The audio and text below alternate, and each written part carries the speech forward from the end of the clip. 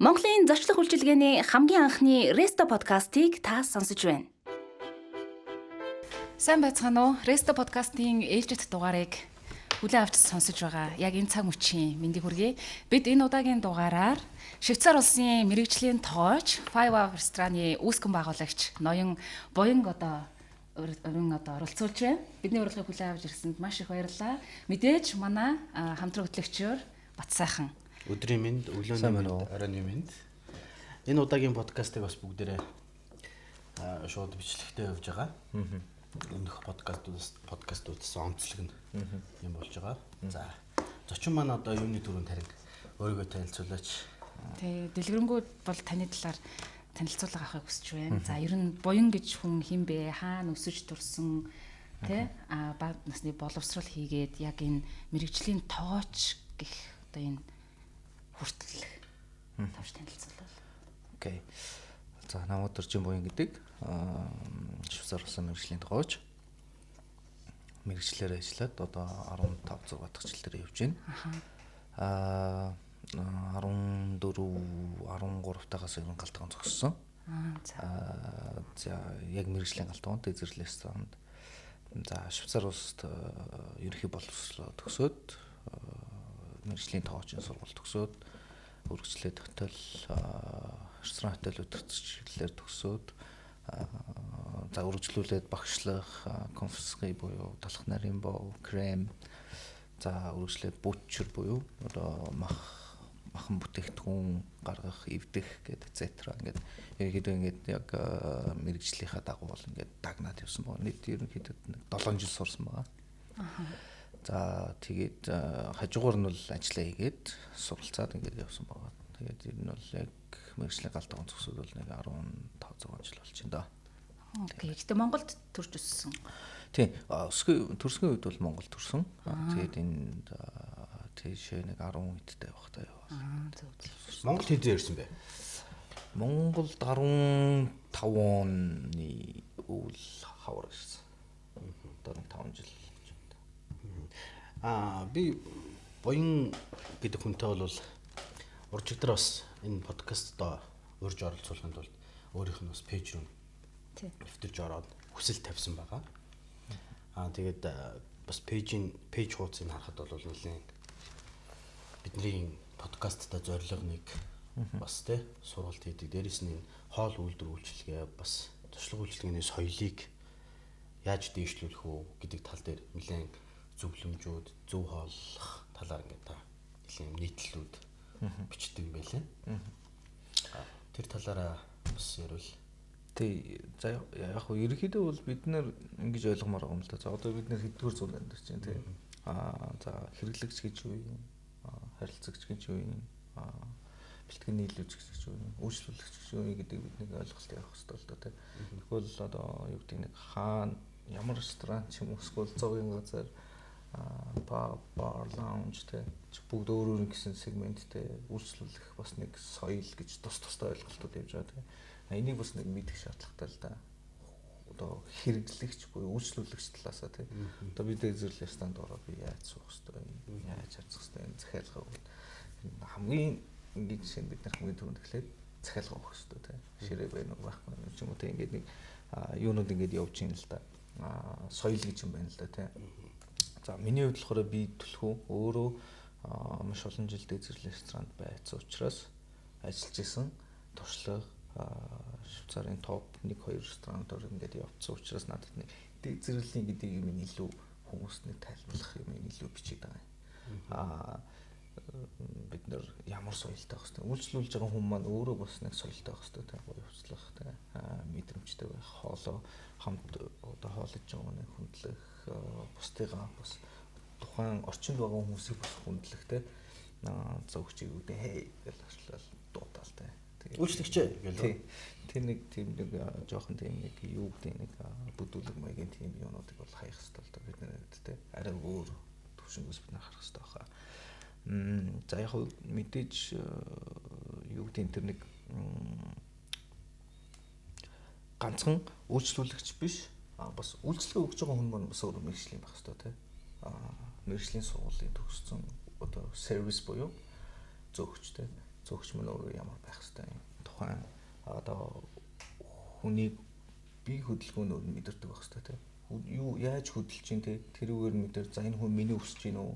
Энэ хүн уух юм ахгүй захиалж гин үү? Энэ хүн яах чинь гэдгийг зүгээр хараад мэдэрдэг тийм төвшөнд байдаг.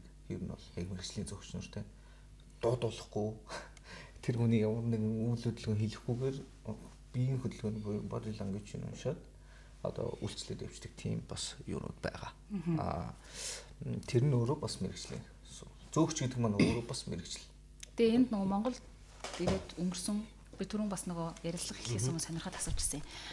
Боянс энэ нөгөө боян гэдэг нь боин гэдэг нэрийг швейцарууд нэг өөрөө чи ингэж дууддаг гэсэн юм шиг байна тий. Нөгөө боин гэж хэлж чадахгүй одоо боян л гэд.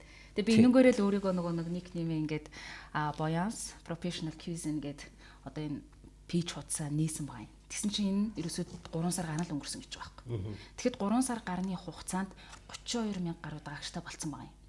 Тэгээ энэ пэйжээс нь харахад ерөөсөө энэ хүн яг энэ ресторан, хоол үйлчлэх, энэ салбарт яг юу хийхийг хүсэж байгаа юм, зориод байгаа юм, мэдсэн сурснаа бусдад хуваалцах гэдэг нь ер нь тэр хүний пэйжээс илт харагдаж байгаа юм. Тэгэхээр яг бидний нөгөө нэг энэ подкастны зорилготой маш нийцчихсэн гэдээ би их олзуурах гэсэн л та. Яг бид нар өнөөдөр Монголд яг энэ хоол үйлчлэгээний салбарт мэрэгжлийн тоогоочоос гадна үйлчлэгч ч гэсэн соёлд суралцах, боловсролд суралцах шаардлагатай нийгэм ирчээд байгаа байхгүй юу? Ганцхан бид нар Монгол гэлтгүү. Тэгэхээр нийгмээ дагаад. Тэгээд яг энэ одоо манай нөгөө нэг буян тоогоочийн маань одоо зорилго нэгдсэн учраас биднэрт маш их хэрэгтэй мэдээллийг өгөх байх гэж яг олзуурхаад байгаа. Тэгээд таныг ингээд анзаарч хахад одоо Швейцарт ч юм уу одоо Европын орнуудад олон жил ингээд ажиллахад мэрэгжлийн ресторанд ажилласан гэдээ хийж байна. Үйлчлүүлэгч нарын соёл бол мэдээж харьцангуй өндөр түвшинд байгаа. Тэгвэл тэд нар яг хэрэглэгчдийг ямар түвшингээс нь ихэл сургаад байгаа юм. Тэр хэрэглэгч нар өөрсдөө шууд тийм соёлтой болохгүй шүү дээ мэдээж. Тэгэхээр нийгэм өөрөө тэрийг сургаад байгаа байхгүй юу? Тэгэхээр ямар чиглэлээр бас ийм боловсрол сургалтыг олгох юм шиг харагдаж байна. Энэ бол хамгийн түрүүнд ерөнхий боловсрол гэж байгаа. Одоо ерөнхий боловсрол төр жишээлбэл бид нар нэг ийм үг гэдэг байхгүй юу? Үг гэдэг ч яг өөрөө зохиожсэн. Хичээл дээр бид нар дуу дуулахыг сураад байдаг. Гэхдээ эрүүл мэндийн талаар, эрүүл хооллолт, эрүүл бүтээгдэхүүн гэдгийн талаар ямар ч мэдээлэл байхгүй. Яаж зөв хооллох вэ? Яаж хоолоо зөв боловсруулах вэ гэдэг мэдээлэл байхгүй мөртлөө дуу хөгжим заагаад байдаг. Та бодоод. Жишээлбэл бид нар дуун дээр би дуучин биш байхгүй юу? Дуучин болохгүй амьдрал дээр. Гэтэ би дуу сураад яах юм? Тэрний оронд хүн болгон дайн болсон ч гэсэн хүн хоол идэх байхгүй юу? Тийм учраас бид нар энэ хоол гэж юу юм те? Энэ хүнсний бүтээгдэхүүн амд ороод яадан гэдэг ерөнхий ойлголтыг бид нар ерөнхий боловсруулалт нь өгөх хэрэгтэй байхгүй юу? Хүүхдүүд. Швейцар улс бол яадаг вэхээр энийг өгдөг. Швейцар улс өөрөө ерөнхий боловсруулалт 9 жилдээ 3 явчихдаг. Одоо 3 жил нь болохоор баг дунд ахлах сургууль. Сүүлийн 3 жил нь буюу төгсөх жилдээ яадаг гэхээр за бид нар хамгийн дөрөнд эрүүл хоолтын талаар ярьдаг. Хоол хийдэг. Одоо 7 хоногийн нэг өдөр нь бүх сургуулийн хүүхдүүд хоолоо хийдэг. Багш нь ингээд цаанаас меню өгөөд гэхдээ гэрийн төвшөнд те мэрэгчлийн төвшөнд биш гэрийн төвшөнд. За бид нар Франц салат дрессингийг те яаж хийх юм? За энгийн салатыг яаж хийх юм? Махыг яаж боловсруулах юм? Яаж ноог арилгах юм? За энийг дагаад тухайн бүтээгдэхүүнийг боловсруулж байгаа хүмүүсийн яаж хүнддэг вэ? Хүнсний бүтээгдэхүүн гэдэг өөр амьсгалдаг. Тэр амьсгалж байгаа бүтээгдэхүүнүүдийг бид нэр респект буюу хүндлэх ёстой. За энийг бид нэр хүндэлснээр явах хөхөр бид нэр хүнд хэрэгтэй элементүүдийг бид яаж зөв боловсруулж авах уу гэдэг чухал. Тэр хүүхдэд зааж өгч шүү дээ. Чи энийг энэ давстаа усанд ус буцалгаад ус буцсны дараа төмсийг хийн. Төмс тэгэхэд яах нь арилгацсан байгаа гадаргуун оксидашн явах гэж юм ингээд маш нэрсэн зөв мэдээлүүд өгчөө тэр хүүхд ахлах сургуульд нь орж ахлах сургууль. Тэгэхээр ус буцсан үсгөө ядаж хооллох соёл сурч байгаа. Энэ болохоор суурнаас эхэлж байгаа. Тийм бэ. Тэгэхээр нөгөө нэгт нь хоёрт нь болохоор хамгийн нөгөө чухал юм нь гэхээр supply буюу бэлтгэн нийлүүлэгчийг бид нэр хүндлэх хэрэгтэй байхгүй. Тэр хүн ямар их цаг хугацаа, сэтгэл зүрх бүх юм зориулж тэрийг тариалж чинь тий. Тэрийг ирээд одоо бид нэр худалдаа авалт хийж штэ тий. Мөнгө гэдэг бит юмны хоосон зүйл гэдэг юугаар ойлголтыг өгчтэй. Change хийж юм. Солилцоод гэхдээ бид тэрийг хаяхгүй. одоо яг хэрэгтэй гэсэн юм аваад би тэрийг зөв боловсруулад бүгдийг галтгоонд одоо жишээлбэл хаягдл гэж юм байдаг байхгүй юу? Мэргэжлийн галтгоонд бол хаягдл гэж байхгүй. Бүх юмыг ашигладаг. Шүл одоо юу гэдэг ямар тун өөр юу гэдэг одоо нэг хачир мөчөж юм гэдэг бүгдэнд нь ашиглах боломжтой. Хальс масууд Тийм. юм уу? Бүгдийг нь ашиглана. Шүлнөөс одоо хальсаа угаагаа цэвэрлээд харилцангуудаа тэрүүгээрээ тун гаргаж чинь, шүл гаргаждаг ч юм уу. Ингээд ямар ч хаягдлгүй ажилладаг. Тэрийг тэр сургууль зааж өгдөг байхгүй. Иргэ боловс зааж өгдөг. Тэр боловсролын системээс хамаарч тий. Тэгэхээр нөгөө бидний одоо нөгөө хараад байгаа Европтэй зөв боловсоо хоол идэх хүмүүс чинь хаа байсан 10 настайгаасаа 9 настайгаасаа ерөнхий мэдлэгтэй болоод эхэлж байгаа гэсэн. Тийм бай.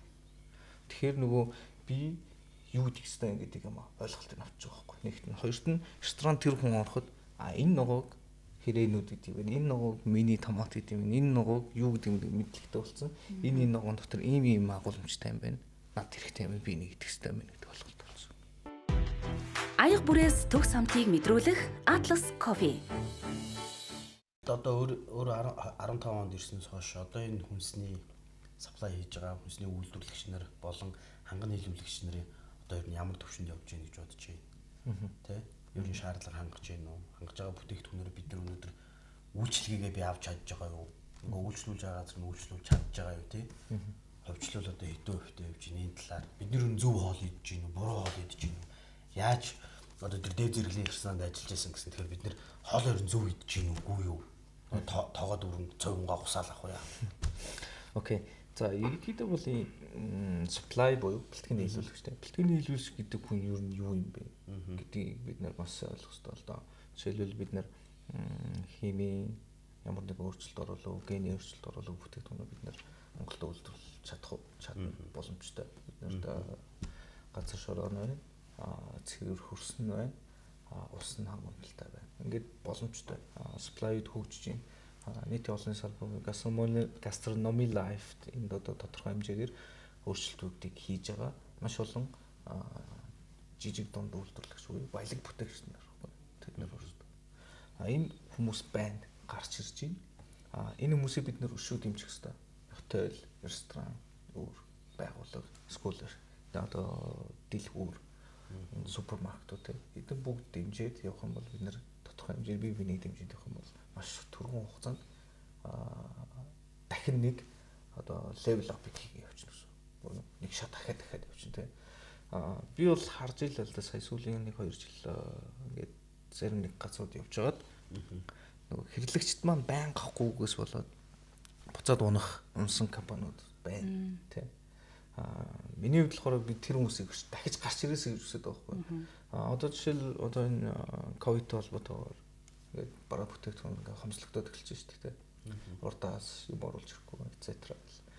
Тэнгүүд бид нар харж байгаа. Монголын гэсэн юу вэ? Яг юу вэ те? Биднэрт яг юу байна гэдэг ингээд дэлгүүр ороод хар. Маш олон зүйл байгаа. Бид нар тоодгүй байхгүй юу? Яг үнэлэхэд тоодгүй. Маш олон зүйлүүд байгаа. Тэр юмыг ашигла, тэр юмыг зөв одоо боловсруулах хэрэглээ гарах юм бол бид нарт өөрсдөө хэрэгтэй зөв эрүүл зөв хоол болоо явчихна. Тэгэхээр тэрийг бид нар харахгүй байна л да. Гой чамын юмнуудыг хараад байна те. Нэгт нь. Хоёрт нь нөгөө хүн ингэдэг байхгүй. Дэлгүүр орохоор яг нүдэнд харж байгаа гадаг байхгүй. Яг нүдэнд харж байгаа. Нүдэнд тоногшсон те. Тусж байгаа. Эсвэл нүдэнд тоногшсон. Та ингээд нэг хинт дэлгүүр ороод үзээ. Яг Монголын үндэсний үйлдвэрлэлийн бүтээгдэхүүн дандаа шалаар байдаг. Эсвэл дээр. Яагаад бидний эрүүл мэндийг гэсэн юмыг яагаад тэр доор эсвэл дээр байлаа да. Тэгээ тэрийг зөв хадгалах хэрэгтэй. Одоо supply-д буюу бэлтгэн нийлүүлэгчд бол хамгийн best бүх юмаа зориулж өгч байгаа шүү дээ. Тэр дэлгүүрт өрөх хэрэгтэй бол тэр өрж байгаа дэлгүүр маань бас зөв хадгалах юм байна те. Хасах 2 хэмд хасах 2-оос хасах 18 байх хэрэгтэй бол тэрэнд нь байлгамаар байна. Хүнсний ногоог 4-6 хэмтэнд байлгах хэрэгтэй бол яг тэр стандартын дагуу нь хадгалмаар байна. Яагаад тэгэхээр хүнсний бүтээгдэхүүн өөр амьсгалж идэг. Тэр нь болохоор амьсгалж байгаа учраас хүнд хэрэгтэй элементүүд агуулгадчихж байгаа. Тэр нэг одоо 98% одоо юуны чигшил өгөх хэрэгтэй тий. Тэр температур бүгд ингэж байдаг гэдэг чинь цаанаасаа амьсгалж байгаа бүтээгдэхүүн. Бид нэр тэрийг одоо бэлтгэн нийлүүлэгч дэлгүүрт авчлаа. Дэлгүүрээс бид гэртээ авчлаа. Гэрээсээ бид боловсруулалт хийсэн.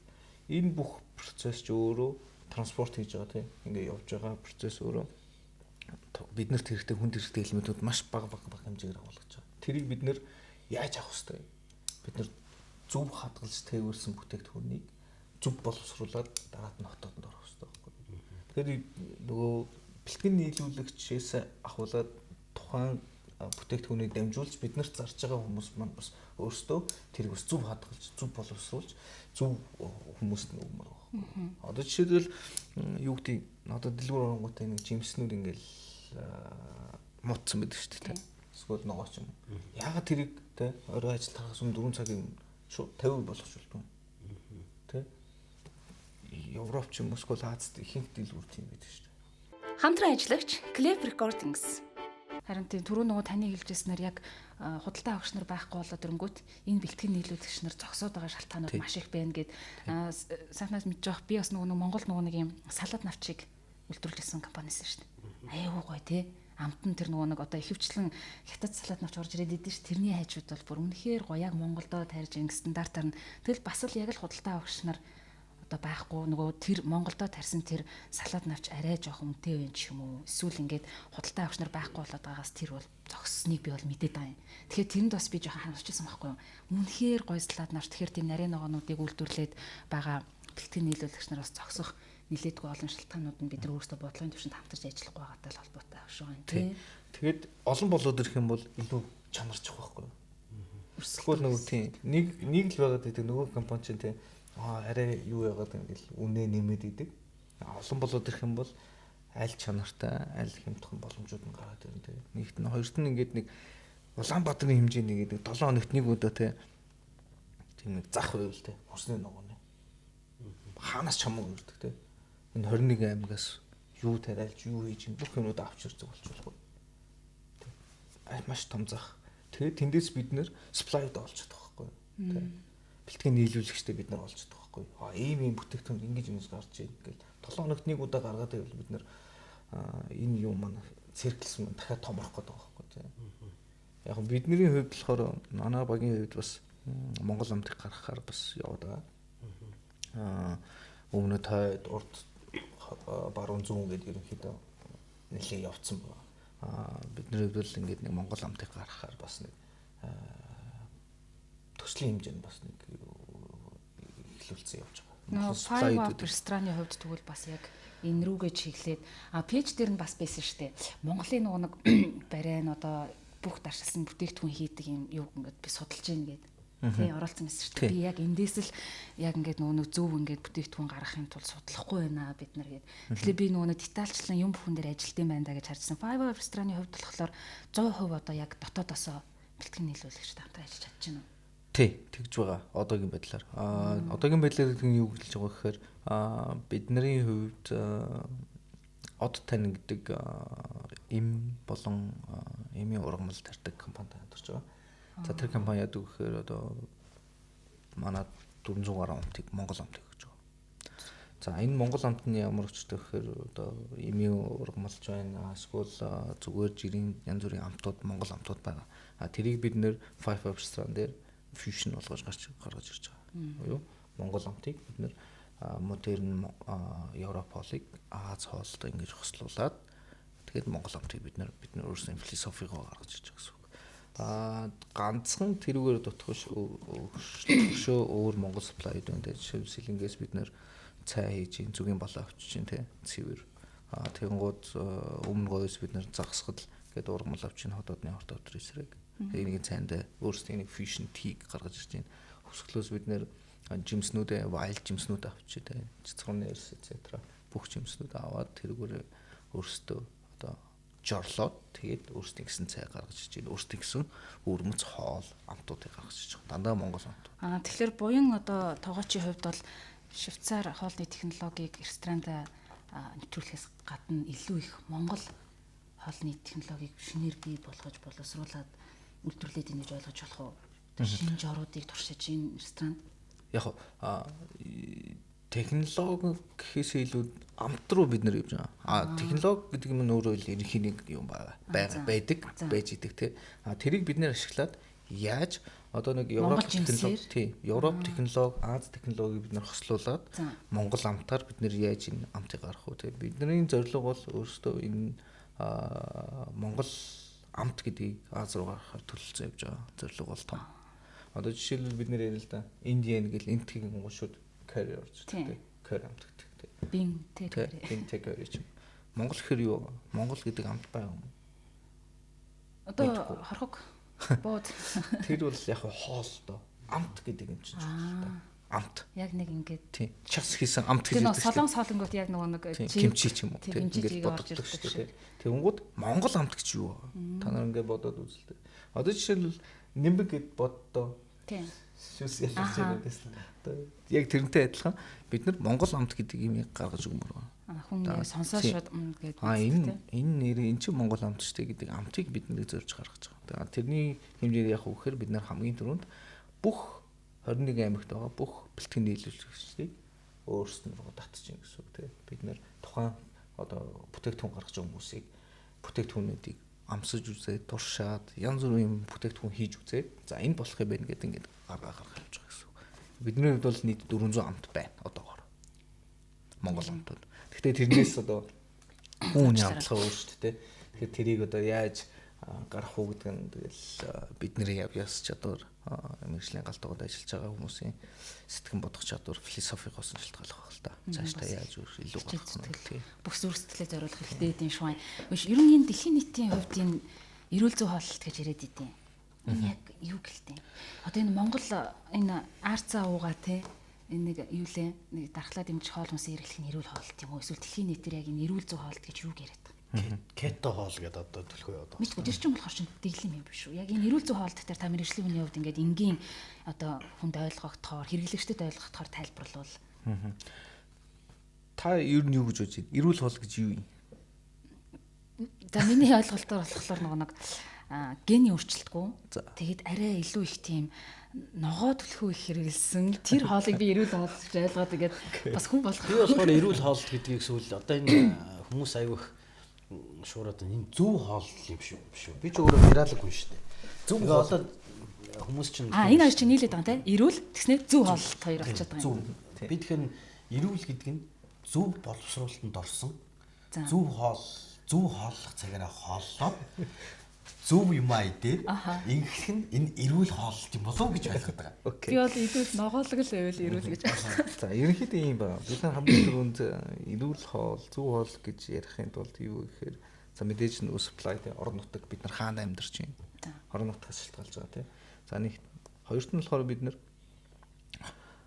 бие организм эрүүл байх хэрэгтэй. За эрүүл байхын тулд яах вэ гэхээр шүд хамгийн түрүүнд. Хүнсний бүтээгдэхүүн хамгийн түрүүнд юунд ордог? Хамд ордог. Тэгэхээр бие организмын өвчлөлийн 80% шүднээс эхэлдэг байна.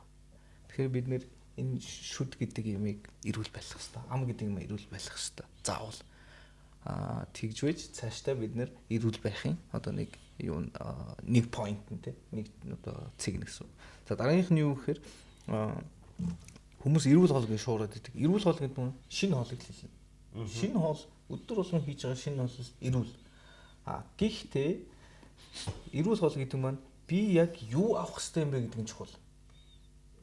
Нөгөө түрүүний боловсролын мэдлэгийн төвшин хэрэгтэй юм шүү дээ. Тийм би одоо ямар тийм одоо тэгэхээр яг үхээр одоо Монголд бол харьцангуй хямдхан байхгүй яг үнэ хэлэхэд. Бүтэн биеийн шинжилгээнд ороход те цус шинжилгээнд цусаа үзүүлчин тэгээд 5 цуслаа шалгуулчин те өөрөө бий байхгүй шүү дээ. Тэгэхээр яг үхээр нөгөө хүний бие организмын өвчлөлт чинь бас 80% 5 цуслаас шалтгаалж байгаа. Хоолтоос шалтгаалж байгаа. Тэнгүүд яг үхээр за би ингээд нэг цусаа чеклүүлээ те цус 5 цуслаа чеклүүлчихэнгүүд эмчдэг ш. За танд цусан чинь ийм хэмжээний минерал бага байна. Ус чинь жоохон бага байна те. За ийм витаминуудаа хэрэглэх хэрэгтэй юм. Та ийм нэмэлт бүтээгдэхүүн хэрэглэх хэрэгтэй юм гэдэг ингээд мэдээлэл өгч байна. Тэнгүүд яг үхээр тэрнийхээ дагуу хүн хоолч гэсэн. За А витамин нэгтгсэн. Окей, А витамин юу агуулгадیں۔ Ногоонууд харчин те. Тэрнийхээ дагуу идээд энэ маань өөрөө эрүүл буюу зөв хоолт байхгүй юу?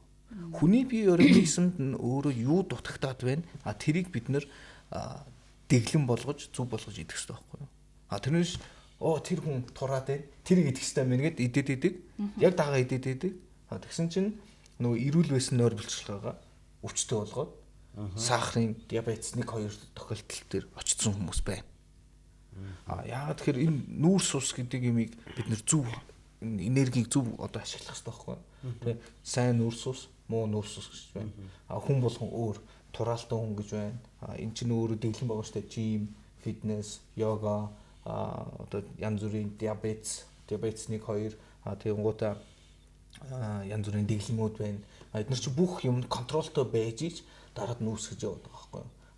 Энэ хүний бие организмд ийм хэрэгтэй юм байна. Тэгэхээр та энийг идэх ёстой гэсэн юм цаанаас зөвлөмж өгöd шүү дээ. Шинжлэх ухаанаар энэ одоо мэмлэгээр орж бүх юмаа чеклүүлсний дараа тэрнээс хүнд өрөөж идэх юм бол дараад нь ямар нэгэн байдлаар өвчлөл үүсэх маш том замыг нэгтгэж байгаа байхгүй юу? Адилхан бие организмтай биш юм. Зөнгөөрөө мэдрэх боломжтой юу? Жишээлбэл надад ямар нэгэн одоо витамин дутагдчихлаа гэхэд би яг тэр витаминтай хоолыг идэхээрээ бүр зогсож чадахгүй яг ингээд хүний дутуу байгаагаа ингээд өөрөө нөгөө тийм бие организм бол цаанаас хүсдэг тийм одоо шил тэрийг илүү дуртай байх тохиолдол байдаг зөнгөөрөө. Байдаг. Гэхдээ нэг чеклүүлчүүл илүү амар. Одоо жишээлбэл тодорхой тийм. Европт бол ингэдэг байхгүй. Одоо жишээл 10 сард нөгөө эрүүл мэндийн одоо нөгөө даатгал нь 10 сард ингээд тогтоо явуулна. Тэнгуутаа та ингээд эрүүл мэндийг чеклүүлээд та эх жилийнхаа төлөх мөнгөний хэмжээг дээш нь доош нь болгоно гэдэг байхгүй. Сар болгон одоо жишээл нэг одоо эрүүл мэндийн даатгалч Монголд бол нэг сар болгон төлдөг шүү дээ. Тэрнтэй адилхан. За би эхлээд эрүүл мэндийг чеклүүлж чигээд 9 сар те бүх зур хүмүүс ерөнхийдөө 8 сарда ингээд эрүүл мэндийг чеклүүлсэн. Оронгуудаа бүх юмаа үзүүлээд тэнгууд нэг илгэн дээр тийм асуудал байна, ходоод нь тийм асуудал байна. Нөгөө ирсэн захааныг харж агаад илэгний эмчилгээ, ходоодны эмчилгээ юу тэрийг харж агаад чеклэлцдэг. Тэнгууд тэр хэмжээндээ мөнгө төлөв явчихдаг. Тэгэхээр нөгөө жилд нэг удаа орчиж байгаа болохоор хүний биений бие организмд ямар алдаа тогтол гарах гэдэг бүх юм мэдээлэл авчдаг байхгүй. Тэгэхээр өвчлөл нь юу юм бэ штэ. Машины тосмоос солиулж байгаатай адилхан бид нэр ерөөсөө юу яах ёстой юм бэ? Жилд нэг заавал үзүүлээд хоол хүнснийхаа чиг баримжааг авах ёстой юм. Калори нь их байгаа юм, бага байгаа юм гэдэг тийм. Тэгээ ерөнхийдөө нөгөө эрүүл зөв хооллолт гэдэг маань чиний биед дутагдаад байгаа нөгөө минерал эрдэс бодис бүх витаминуудыг тэнцвэртэй хэмжээнд хадгалж авч явахыг л зөв хооллолт гэж хэлээд байгаа юм байна. Тэрнээс биш одоо бусдыг дагаад сайхнагийн идж байгаа одоо хорхог бол сайн ичимд ижэлтэй хоол учраас эрүүл хоол гэж би бас бодож болохгүй нь шүү дээ. Надад одоо тэр хорхогонд орж байгаа тэр нэг холестерин би ч бас турах гад ногоо идчихсэн гэж бас болохгүй юм байна. Мэдээл тэгээд нэгдүгээр тийм шүт юм байна. Тийм байна. Хичнээн гоё үнэтэй те тансаг одоо тийм шимт ижээлтэй шинэхэн хоол идээд чи одоо 3 шүд чи хорхоо идсэн бол тэрнгээр дамжаал за тэгэл тэр хоол бол чанараа алдаад ходоод руу орох нь шүү дээ. Тэгэхээр Монголд бол ерөөсөө нэгдүгээрт биднэрт шүдэндээ анхаарч иж шүдээр дамжиж цоо шин эрүүл зөв хоолтыг эхлэлийг тавих нь байна. Хоёрдугаартаас өөрийнхөө биед юу дутагдж байгаагаа нөхөж зөв тэнцвэртэй хооллох нь л эрүүл зөв хоолт юм биш үү. Тэрнээс биш бас аюу буруу юм байхгүй. Одоо жишээл бид нэр ингэдэг байхгүй. Та одоо жишээл үнэ хэлээрээ заяа. Та өмөх махыг хийж ажилдаг ба. Тоолж байгаагүй. Тоолж байгаагүй. Тийм. Тэгэхдээ бол би нөгөө одоо эн чинь ийм өмөрөх нэг зүйл байна заяа. Оршил ярьч. Амар хурдан иддэг би хоолыг. Маш хурдан иддэг. Тэгснээр тэрийг ингэж өмөрж шин. Энэ цэрэгт байх та. Маш хурдан хоол иддэг. Дуусгаад бос гэхэд дууссан байх ёстой шүү дээ. Тэрийг өөртөө өмөрж тэгж хэлж байгаа хгүй. Би цэрэгт байхдаа нөө хурдан идээ сурцсан гэж байгаа. Тэгэхээр нөгөө тэр чинь одоо яг юм буруу байхгүй. Одоо жишээлбэл бид нэр хүнсэн бүтээгдэхүүн гэдэгтээ нэг талдаа зэвсэлж болохгүй бас. Хоёр талхаа зэмжүүлнэ. Бол энэ булчинчин гэдэг нэг эргэн булчин дээр доор болчдөг. Нэгт нь хоёрт нь нөгөө шүлний хүчил маань зөв гарах хэвээр. Тэгэхээр яг үхээр олон жижиглэн. Маш олон жижиглэнгууд шүлсний хүчил зөв ялгараад дараад нь ходоодны хүчил зөв ялгарна. Тэрнээс бид нэр олон дахин жижиглэх тусам бид нэр баг идэнэ, хурдан цадна.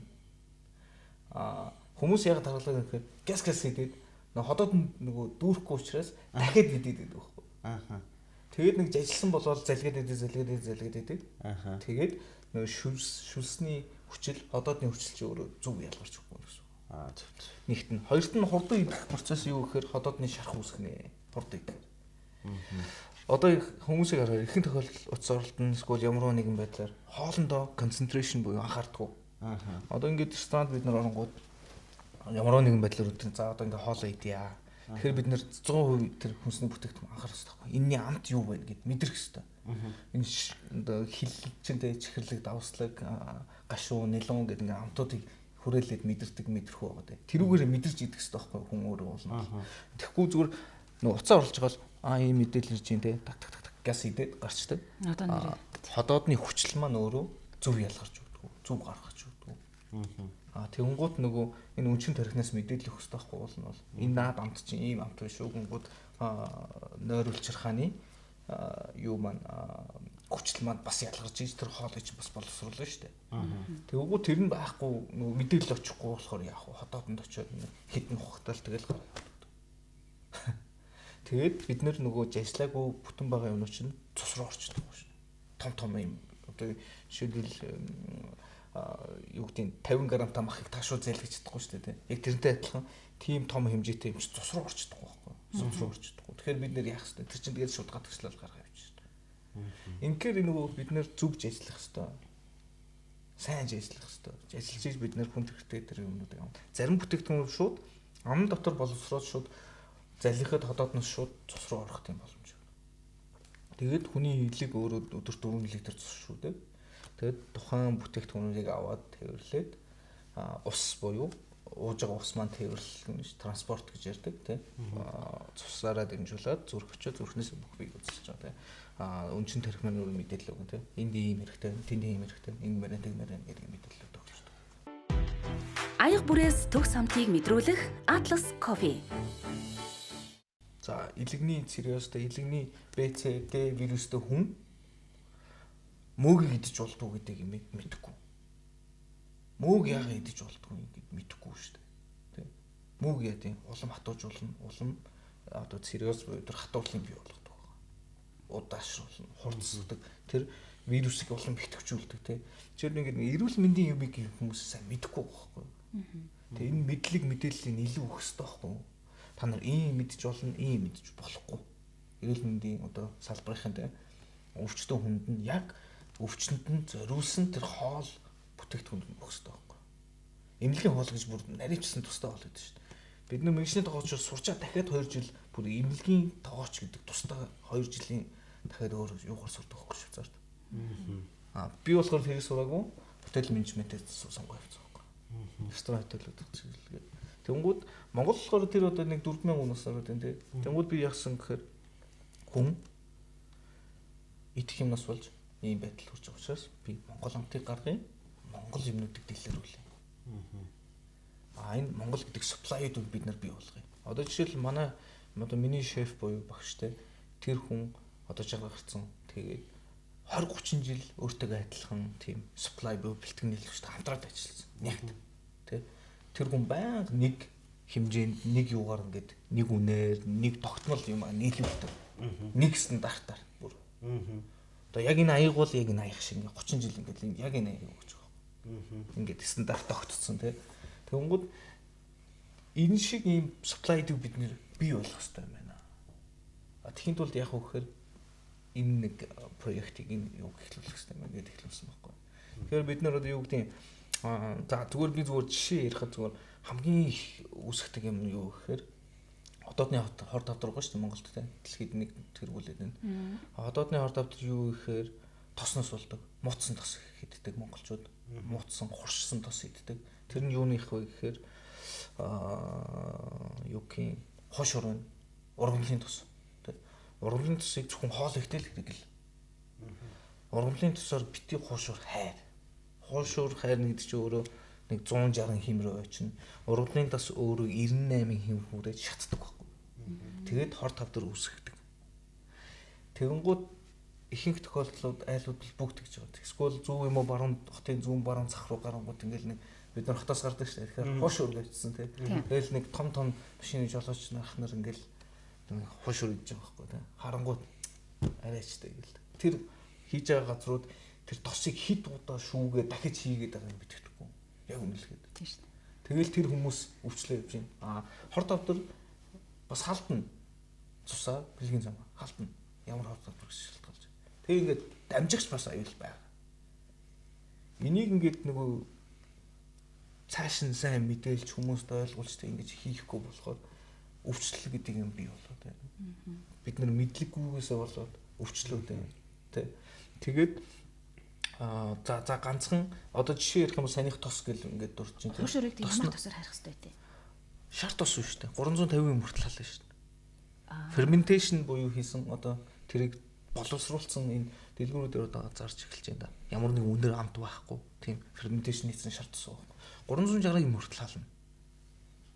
Эсвэл тэгвэл өөр бас тийж өндөр юм талдаг байгаа. Европын одоо дэлгүүрүүдэд байлаа. Тэрийг бас мэд. Шардаг тос гэж тустай байгаа. 100 хэмээс дэше халдаг гэд. Халж болдог. Тийм тоснууд байгаа байхгүй. Тэгэнгүүт дараагийнх нь юу гэхээр бид нөгөө хийгээд байгаа. Мах бүтээгдэхүүнүүд байна. Нитрит давс орсон бүтээгдэхүүнүүдийг бити шарж идээч. Өглөө цайн дээр тэр хям бити шарж идээч. Тэ. Европт бол нитрит давс орсон бүтээгдэхүүнүүдээс ингээд татгалцаад эхэлсэн. Нитрит давс ч өөрөө хүнсний бүтээгдэхүүн удаан хугацаагаар татгалах арга байхгүй. Тухайн мах бүтээгдэхүүнүүд тий. Монголд бол айгүй их хэрэгэлдэг. Одоо та нар дэлгүүр орох энэ махан бүтээгдэхүүн дандаа нитрит давстай байна. Тэгээ тэрийг яадаг хэрэг гэртээ очиод мэдхгүйгээр шарж идэх байхгүй. Тэгээ нитрит давс шарж идэхээр хор тавтар байдаг. Хотоодны хор тавтар. Дээрээс нь шорлог байна. Одоо ингээл 100 болгоо тэн нөгөө шорлог байгаа шүү дээ. За тийм. Ил гал дээр шарж байгаа дав одоо махан бүтээгдэхүүнийг давсалж болдгоо байхгүй. Давслаж болохгүй. За. Давслахаар бас хор тавтар үүсгдэг байхгүй. Тэгэхээр яадаг хөө нэг шорлогных чинь давсалцсан шардаг штэ. Болдгоо байхгүй. Тийм зацаал тэгэхээр юу гэж байна. Одоо хамгийн сүүлийн үед одоо зөв шаалтыг та нараа нэг солб гэдэг нэг залуу байгаа штэ тий. Тэр болохоор махаа шарсны дараа дээрээс нь давсацсаад байгаа штэ. Стайл ингэж нэг гаргацсан бол тэр чинь өөрөө зөв байхгүй болно бол та нар шарсныга дараа завсааццаа гэдэг юм ойлголтыг өгдөг байхгүй. Одоо нэг бэлэн тэр шорлог шаргадаж дуусаад эдгийн өмнө завсаацсан гэсэн үг үү? Тэр нь зөв технологи юм тий. Гэхдээ соёл давс ш. Далайн давс юм том ширхэгтэй. Өө тийм үү? Тий.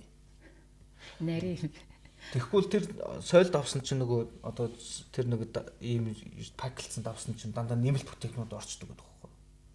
Өөр дахиад элементүүд нэмждэг гэдэг байхгүй. Тэгээд тэрийг ил гал дээр яхаар химийн уруул явагдаад дахиад хор тавдар үүсэх процесс. Ерөөсөө миний зүгээр харж байгаа гурван үзэг бол энэ байгаа. За. Энэ дээр л монголчуудын хамгийн их одоо тэр поинтлах юмнууд нөхгүй.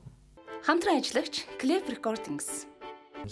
Хүнсний бүтээгдэхүүнийг бид нэр зөв боловсруулах хэрэгтэй. Хүнсний бүтээгдэхүүнийг боловсруулах 16 арга байдаг хгүй. За тэр 16 арга нь яадаг вэ гэхээр хүнд хэрэгтэй элементүүдийг хадгалж авахын тулд одоо зохиосон арга гэсэн үг байхгүй. Тэгэхээр бид нэр тэр хүнсний бүтээг за би нэг төмс ногоо юмнууд аваад ингээд гэртээ авчирлаа. Тэнгүүд витамин одоо тосон дуустдаг, усан дуустдаг витамин гэж байдаг байхгүй. Хоёр мэдчихсэн нэ. Гөө мэдчихсэн үү? Усанд хит их уугах юм бол нөгөө усан дуустдаг витаминууд нь багуулсаад алгуулж. Тосон дотор жигнэдэх юм бол тосон дуустдаг витамин байхгүй болж байна. Ямар нарийн бэ тий. Яна энэ бүхнийг. Тэгэхээр эн чинь нөгөө амар том сэдв байна. Тэгэхээр ерөнхийд нь бид нэр яах вэ гэхээр хүнд хэрэгтэй элементүүдийг алдагдуулахгүй бол бид нэр зөв боловсруулах хэрэгтэй. Зөв ойлгохтой байх хэрэгтэй. Тэрийг бас зөв хадгалах хэрэгтэй. Хөрөгчөндөө. Нөгөө яагаад гэхээр хүнсний бүтгэж амьсгалж байгаа учраас. Энэ наривчлах юм бол амар наривчсан юм байгаа. Тэгээд бид нар олон талаас нь идэх хэрэгтэй байхгүй юу? Тэгвэл нөгөө одоо жишээл паприк дотор бол те Б витамин байлаа гэхэд луун дотор А витамин байгаа те. Тэгэхээр би энэ хоёрыг хоёуланг нь авч ийж би Б-аагаа авах гэдэг шүү дээ. Тэгвэл би зөвхөн А-гаа л идэх юм бол би Б-г авчих байхгүй юу? Жишээгээр ярих үү. Тэгэхээр хүнсний бүтээгдэхүүн бид нар олон талаас нь идэх хэрэгтэй. Яагаад европчууд жишээлбэл өдрийн хоолн дээр эхлээд нэг жоохон шүл идчихэд дараад нь 2 дугаар бол идэх юм. Тэгээд нэг жоохон десерт иддэг те. Энд чинь хүчтэй байхгүй юу? Зүгээр нэг их идэхтэй биш. Дандаа бага. Тэгэхээр бид нэр гэртээ ингэж зэвчээ сурцуулдаг байхгүй. За луун байла, паприк байла, төмс байла, будаа, мах ингээд юмнууд байлаа гэхээр би за луунгоор нь би жоохон шилээч те. Пүрэ шилээч л да те. Сонгонтойгоо жоохон хуураад тэгэнгүүтээ жоохон ус игээд блендер те. За ингэж шүл болчлоо. Би шүлөө ууч. Дараад нь би 2 дугаар хоолоор тэр махаараа юу гэж будаагаар юу гэж болох юм тийм хоол. Ингээд жоохноор олон юмнууд авах хэрэгтэй байхгүй. Европт бол хүмүүс гэртээ тгээс сурцсан байдаг байхгүй. Нөгөө дээд зэрлэн ресторан шиг адилхан. Тэгэд оронгууд нөгөө тавган дээр зурцсан олгож байгаа шүү. Тэгэд яг авах хэрэгтэй юмнууд нь тавган дээр байждаг. Тэгэл тэрийг л авдаг. Илүү үсдэг. Авах хэрэгтэй юмнууд нь байгаа учраас.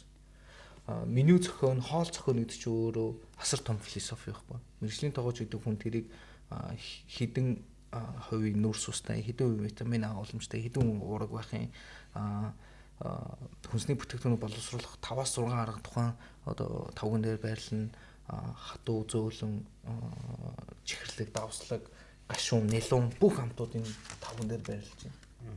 Ингээд эн чинь энэ бүх философиг шингээж агаад тэгээд хүн эхлээд нүдэрээ идэх учраас тэрийг яаж гоё тавглах уу те би презентацийг яаж гоё юух уу одоо онцгой бүтээгдэхүүнээ би яаж тэрийг хүний нүдэнд тусах уу гэдэг энэ презентацийг гэдэг асар том философи юм шиг. Асар их хугацаа, сэтгэл зүрх бүгдийг зохиож агаад тэр хүн тэр ресторанд орж иж хаалгаж байгаа гэсэн. Тэрийг мэдрэх хэрэгтэй байхгүй юу?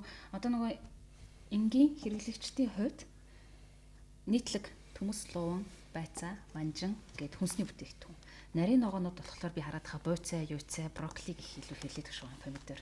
За та энэ ингээд түгээмэл байдаг ойлголтууд дээр ядаж энгийн гэрийн одоо хөрөгчөнд ч юм уу яаж хадгалах ингээд энгийн ойлгомжтой аргыг зааж өгвөл одоо төмөс луун тэр нарийн ногоонуудыг хамгийн зөв арга нь гэрийн нөхцөлд хадгалах нь.